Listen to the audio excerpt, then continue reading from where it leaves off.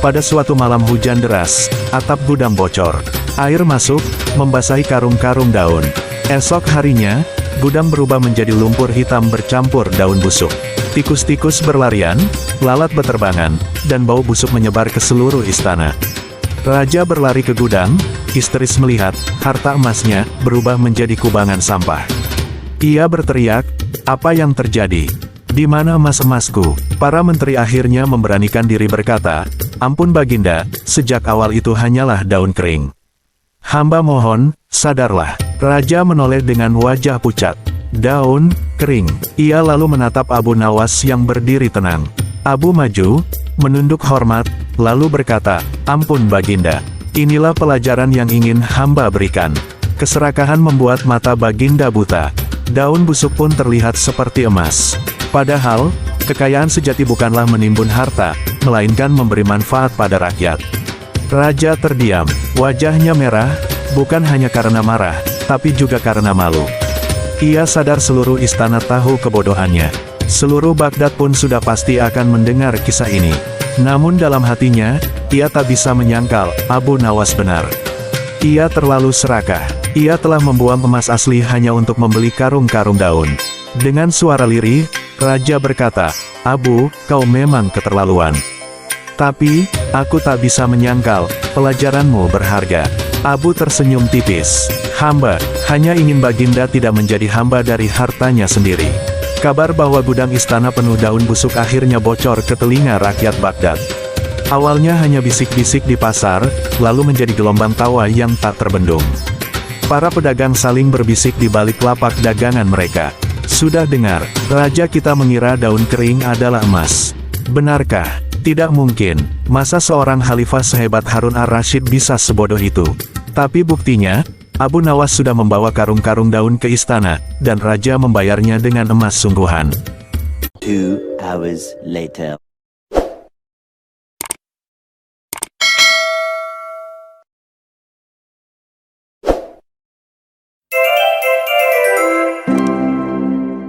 Di Baghdad yang megah, kekayaan melimpah ruah di istana Harun ar-Rasyid. Namun, ada satu hal yang tidak pernah puas, nafsu serakah sang raja. Meski peti emasnya penuh, gudang peraknya melimpah, dan perhiasannya berkilauan, ia masih merasa kekurangan. Suatu siang, setelah menghitung koin emas hingga matanya berkunang-kunang, ia berseru, "Mengapa harta ini terasa sedikit? Aku ingin lebih banyak lagi. Aku ingin harta yang tak terbatas." Para menteri saling berpandangan. Mereka tahu keinginan raja seringkali mustahil, tapi tak seorang pun berani menentang. Mereka hanya menunduk, pura-pura sibuk dengan catatan pajak. Harun menatap sekeliling dengan tatapan penuh curiga. "Kalian semua hanya bisa mengeluh.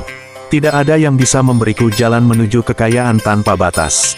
Salah seorang pelayan nekat berbisik, "Baginda, mungkin Abu Nawas bisa." Raja langsung berdiri. Ya, si Abu Nawas. Kepalanya penuh akal, kadang gila, tapi selalu berhasil. Panggil dia segera. Ketika Abu Nawas datang, ia menemukan raja gelisah, mondar-mandir seperti ayam kehilangan induk. "Abu," kata raja dengan nada memaksa, "aku ingin lebih banyak emas.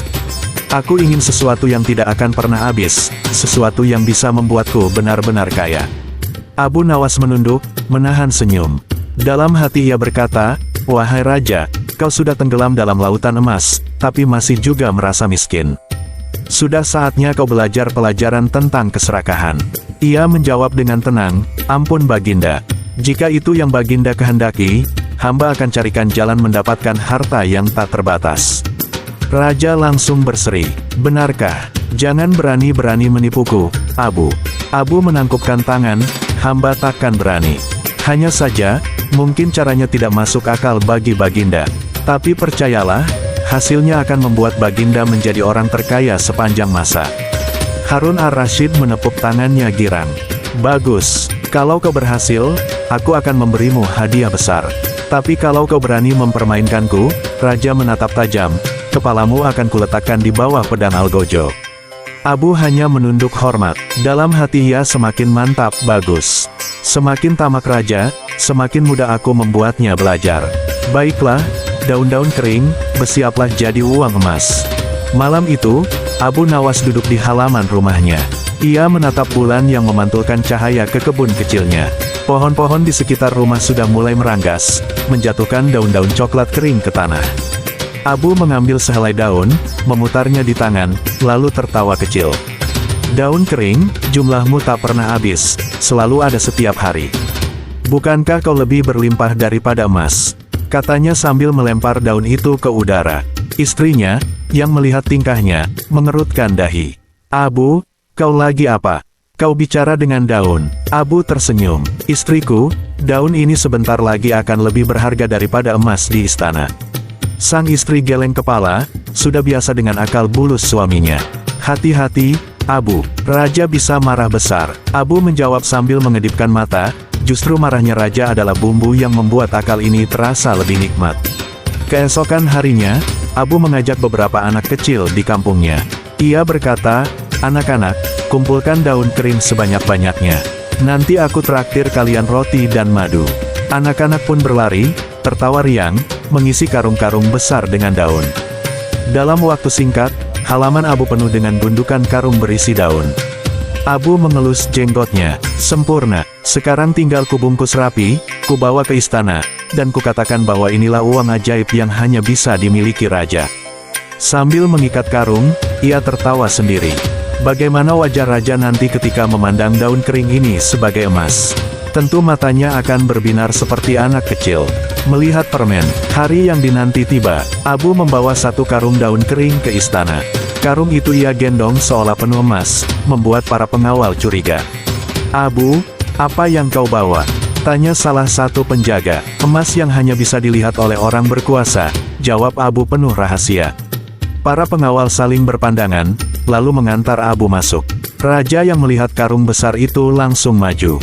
Apa ini, Abu? Jangan bilang kau bawa tanah. Abu menunduk hormat. Ampun Baginda, inilah uang dari pohon emas. Daun-daunnya hanya jatuh untuk orang yang benar-benar berkuasa. Baginda adalah satu-satunya yang pantas memilikinya. Raja terbelalak. Pohon emas. Benar, Baginda. Pohon ini hanya tumbuh di kebun rahasia.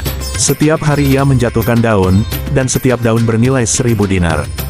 Jumlahnya tak terbatas. Hanya Baginda yang berhak memilikinya. Para menteri melongo, sebagian menahan tawa, sebagian lagi ketakutan karena tahu raja mudah ditipu. Harun menatap karung itu dengan penuh birahi. Ia membayangkan seluruh Baghdad tunduk padanya karena punya uang tanpa batas. Cepat buka, perintahnya. Abu membuka sedikit karung. Daun-daun kering keluar, berkilau terkena sinar matahari yang masuk dari jendela istana. Raja menatapnya seakan melihat permata. Indah sekali. Abu tersenyum dalam hati. Nah, raja sudah masuk dalam perangkapnya sendiri. Raja menunduk, mengambil segenggam daun, lalu mengendusnya.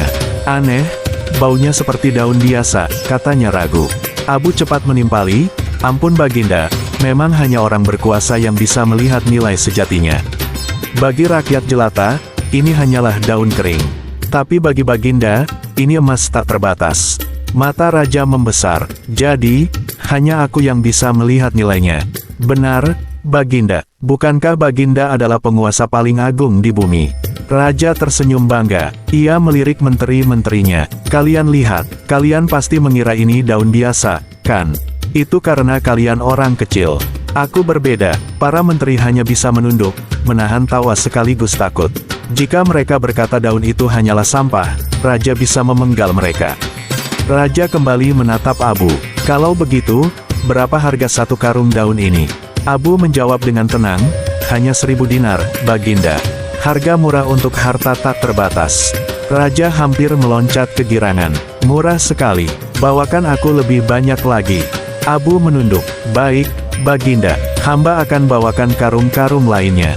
Hari demi hari, Abu Nawas kembali ke istana membawa karung-karung daun.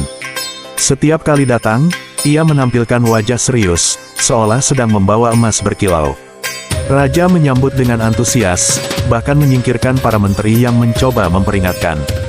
Gudang istana perlahan penuh dengan karung daun. Raja melangkah di antara tumpukan karung itu dengan bangga. Lihat, Abu, aku kini memiliki harta yang tak terbatas. Tak ada raja lain di dunia yang punya pohon emas sepertiku. Abu tersenyum dalam hati. Benar, Baginda, tak ada yang bisa menyaingi Baginda. Raja lalu memerintahkan algojonya menjaga gudang daun itu siang dan malam.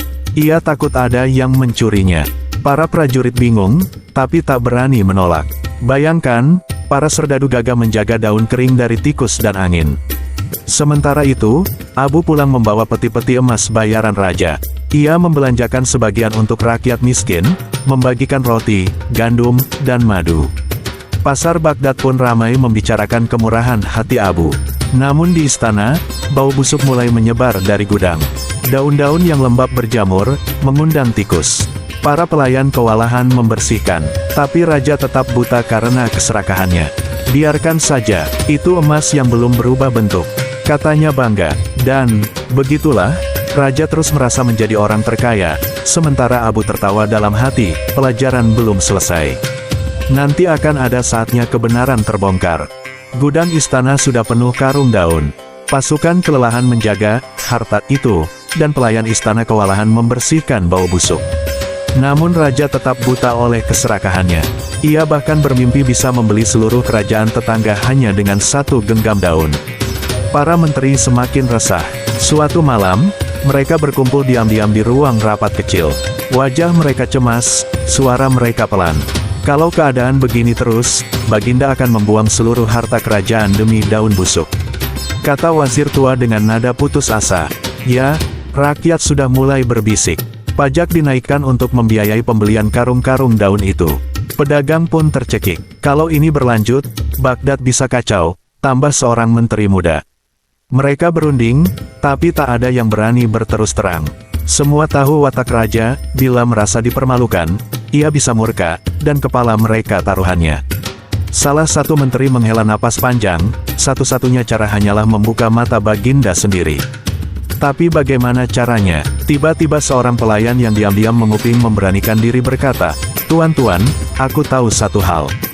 Setiap kali Abu Nawas datang membawa karung, ia selalu tertawa sendiri sepulangnya. Bahkan di kedai roti ia bercerita bahwa ia sedang memberi pelajaran kepada raja. Menteri-menteri saling pandang. "Pelajaran," bisik mereka serempak. Seorang menteri menepuk meja, "Berarti Abu benar-benar mempermainkan raja. Kita harus cari cara agar kebodohan ini segera berakhir, sebelum seluruh Baghdad menertawakan istana." Mereka pun menyusun rencana. Namun dalam hati kecil, sebagian dari mereka justru ikut kagum. Abu Nawas berhasil menipu raja terang-terangan, dan raja percaya sepenuhnya. Itu bukti kecerdikan luar biasa yang tak bisa dilakukan siapapun. Sementara itu, Raja Harun ar-Rasyid sama sekali tak curiga. Ia semakin terbuai. Setiap malam ia masuk ke gudang, duduk di atas tumpukan karung daun, dan membayangkan dirinya duduk di atas gunungan emas. "Hahaha, aku raja terkaya di dunia. Tidak ada yang bisa menandingi hartaku. Semua kerajaan lain akan bertekuk lutut," serunya sambil melempar daun ke udara. Para pengawal hanya bisa menunduk, pura-pura kagum meski hidung mereka hampir pingsan mencium bau busuk. Raja bahkan mulai memamerkan harta ajaibnya kepada tamu asing. Suatu hari utusan dari Persia datang membawa hadiah. Harun dengan sombong berkata, "Apa hadiah kalian?" "Permata, emas. Itu tak ada apa-apanya dibanding milikku." Ia mengajak utusan itu ke gudang, membuka pintu dengan penuh kebanggaan. Asap tipis dari daun lembab menyeruak. Utusan Persia terbatuk-batuk, lalu menatap bingung tumpukan karung. "Ampun, Baginda, ini apa?" Raja tertawa, "Ini emas ajaib. Hanya aku yang bisa melihat nilainya. Kau terlalu kecil untuk memahaminya." Utusan Persia mengangguk-angguk, meski dalam hati nyaris pecah menahan tawa. Ia pulang ke negerinya sambil berbisik kepada kawannya, "Benar kata orang, Baghdad memang penuh keajaiban. Bahkan rajanya bisa dikelabui daun busuk." Namun raja tetap puas. Ia merasa dirinya istimewa, berbeda dari semua manusia. Ia semakin percaya Abu Nawas adalah penasihat terbaik yang pernah ia miliki. Akhirnya ada orang yang benar-benar tahu caranya membuatku raja terkuat di muka bumi, batinnya. Di sisi lain, Abu Nawas duduk tenang di rumahnya, dikelilingi rakyat miskin yang kini bisa makan kenyang berkat emas hasil tipu dayanya. Ia menyaksikan anak-anak berlari membawa roti, para ibu tersenyum lega, dan lelaki tua mengucap doa-doa syukur. Seorang tetangga bertanya, "Abu, tidakkah kau takut raja akan tahu kau menipunya?" Abu tersenyum. Justru itu tujuannya. Aku ingin raja sadar bahwa keserakahan membuatnya buta. Daun kering pun bisa ia lihat sebagai emas, hanya karena hatinya tak pernah puas. Ia kemudian menyusun rencana akhir. Tak lama lagi, gudang itu akan penuh sampai tak bisa dimasuki lagi. Saat itulah, kebenaran akan muncul dengan sendirinya. Aku tak perlu membuka kedoknya. Nafsu serakah raja akan melakukannya untukku. Istrinya menghela napas, kau selalu bermain-main dengan bahaya, Abu. Tapi entah mengapa aku percaya, pada akhirnya kau selalu selamat. Abu menatap istrinya sambil tertawa kecil, karena aku tak pernah melawan dengan pedang. Senjataku hanyalah akal dan kebenaran. Sementara itu, para menteri diam-diam menunggu saat yang sama. Mereka tahu lambat laun kebodohan ini akan terungkap. Dan ketika saat itu tiba, seluruh Baghdad akan menyaksikan pelajaran paling lucu sekaligus paling berharga dari Abu Nawas. Hari demi hari berlalu, gudang istana benar-benar penuh sesak. Karung-karung daun ditumpuk sampai ke langit-langit. Bau busuk semakin menyengat, sampai pelayan yang masuk pun muntah-muntah. Raja tetap tak peduli, itu bau emas sejati, katanya dengan wajah bangga. Para menteri makin gelisah. Mereka tak tahan lagi melihat kebodohan itu. Akhirnya, salah satu wazir berkata, "Ampun Baginda, mungkin sudah saatnya kita menghitung berapa kekayaan yang Baginda miliki." Raja setuju dengan penuh semangat. "Ya, hitung semua, aku ingin tahu berapa triliun dinar yang kumiliki sekarang." Maka dimulailah perhitungan besar. Para pelayan membuka karung satu persatu, menuangkan isinya di lantai. Daun-daun kering berserakan, menimbulkan debu dan bau yang makin parah. Para pelayan saling pandang dengan wajah pucat. Mereka tahu ini hanya sampah, tapi tak berani bicara. Raja dengan mata berbinar mencatat angka-angka di papan. 1.000 dinar untuk karung pertama, 1.000 dinar untuk karung kedua. Hahaha, aku tak terhitung kaya. Tiba-tiba, seekor tikus besar meloncat keluar dari karung dan berlari melewati kaki raja. Harun terkejut. Apa itu? Abu Nawas yang diam di sampingnya tersenyum. "Ampun Baginda, itu hanyalah penjaga emas.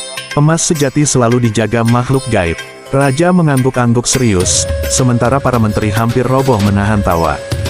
Akhirnya, pada suatu malam hujan deras, atap gudang bocor. Air masuk, membasahi karung-karung daun. Esok harinya, gudang berubah menjadi lumpur hitam bercampur daun busuk. Tikus-tikus berlarian, lalat beterbangan, dan bau busuk menyebar ke seluruh istana. Raja berlari ke gudang, histeris melihat harta emasnya berubah menjadi kubangan sampah. Ia berteriak, "Apa yang terjadi? Di mana emas-emasku?" Para menteri akhirnya memberanikan diri berkata, "Ampun Baginda, sejak awal itu hanyalah daun kering. Hamba mohon, sadarlah." Raja menoleh dengan wajah pucat. "Daun kering." Ia lalu menatap Abu Nawas yang berdiri tenang. Abu maju, menunduk hormat, lalu berkata, "Ampun Baginda. Inilah pelajaran yang ingin hamba berikan. Keserakahan membuat mata Baginda buta. Daun busuk pun terlihat seperti emas. Padahal, kekayaan sejati bukanlah menimbun harta, melainkan memberi manfaat pada rakyat." Raja terdiam, wajahnya merah, bukan hanya karena marah, tapi juga karena malu. Ia sadar seluruh istana tahu kebodohannya. Seluruh Baghdad pun sudah pasti akan mendengar kisah ini. Namun dalam hatinya, ia tak bisa menyangkal, Abu Nawas benar. Ia terlalu serakah. Ia telah membuang emas asli hanya untuk membeli karung-karung daun. Dengan suara lirih, Raja berkata, "Abu, kau memang keterlaluan. Tapi, aku tak bisa menyangkal, pelajaranmu berharga." Abu tersenyum tipis. "Hamba hanya ingin Baginda tidak menjadi hamba dari hartanya sendiri." Kabar bahwa gudang istana penuh daun busuk akhirnya bocor ke telinga rakyat Baghdad. Awalnya hanya bisik-bisik di pasar, lalu menjadi gelombang tawa yang tak terbendung.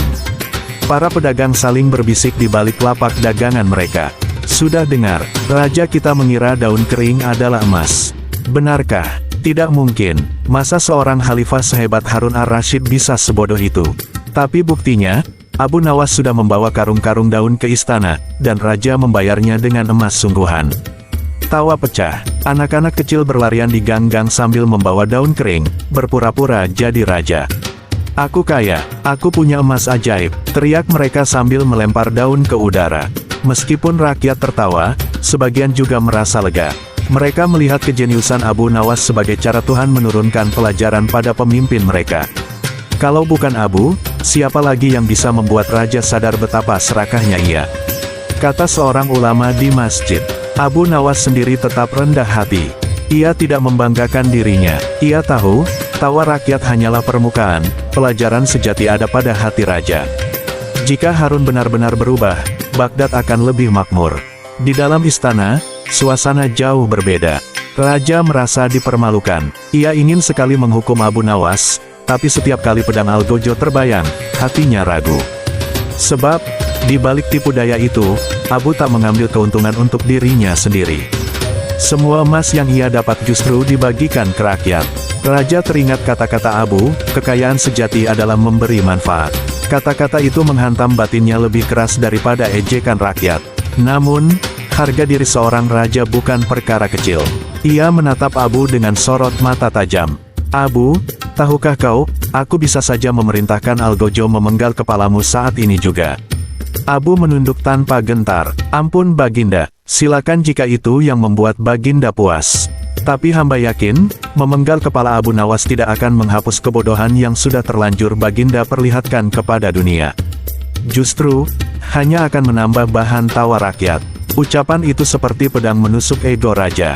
Tapi justru karena kebenarannya, raja tak bisa membantah. Ia menutup wajahnya dengan tangan, lalu menghela napas panjang.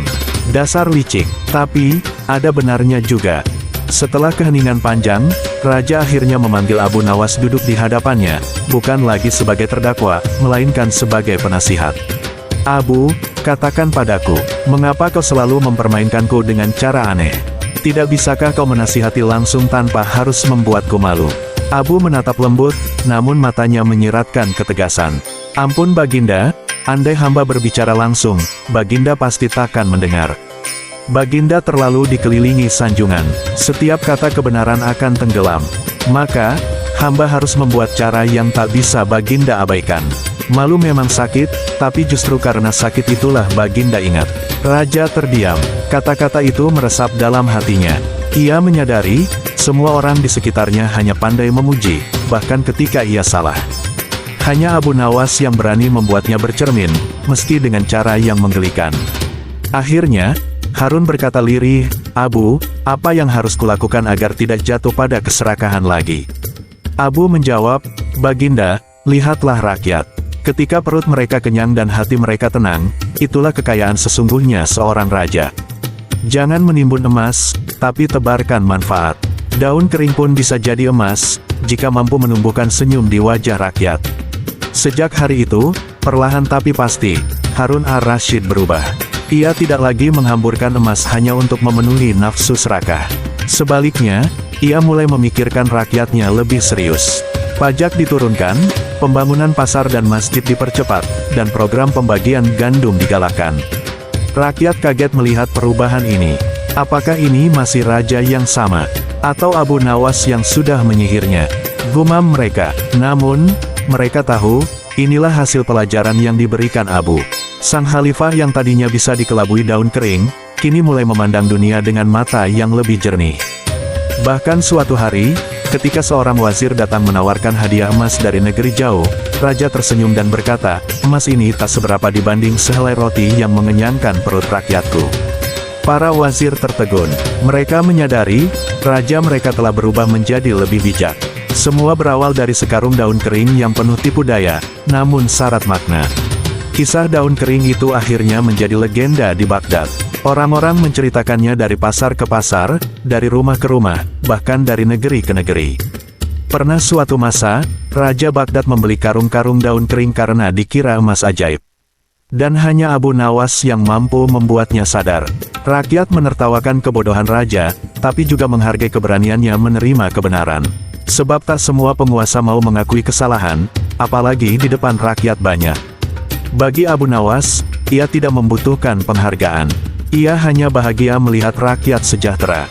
Saat duduk di serambi rumahnya, ia berkata pada istrinya, lihatlah, istriku. Daun kering yang dianggap sampah, ternyata mampu mengubah seorang raja. Istrinya tersenyum. Kau memang aneh, Abu. Tapi aku percaya, kelicikanmu selalu berakhir dengan kebaikan. Dan begitulah, Kisah Abu Nawas dengan uang daun kering hidup abadi dalam ingatan Baghdad.